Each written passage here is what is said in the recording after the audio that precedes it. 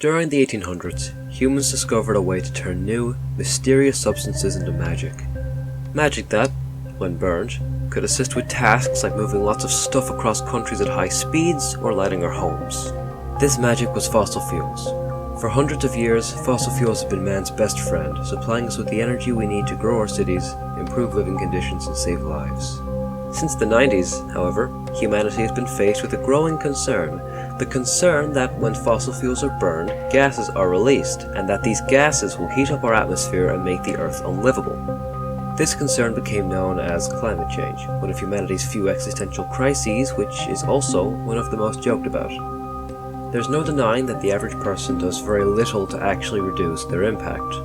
What's more is that many will tell you that people who care about the environment are all a bunch of nerds who enjoy whining. Those who say this, however, only do so out of either a lack of understanding or out of fear that they don't show because they, again, don't want to be seen as nerds who enjoy whining. So let's take a different approach to the issue. For any society to function, be it a small village or an entire continent, it must be held up by three pillars. The social pillar. A society needs people to learn and to work in order to keep things running. This pillar would manage things like healthcare, schools, and homelessness. The economic pillar. Society requires flow of money and the existence of business in order to function and to trade with the outside world. If no money is present in an economy, nobody can buy anything, nobody gets paid, and society comes to a complete standstill. And number 3. The environmental pillar.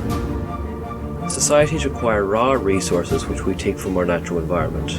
If we take more than we give back, these reserves will soon run dry and sustaining a society becomes impossible. These three pillars are of equal size and of equal importance. If one pillar is neglected for too long, it shatters, and because each of the three pillars is so reliant on each other, once one pillar falls, societal collapse ensues.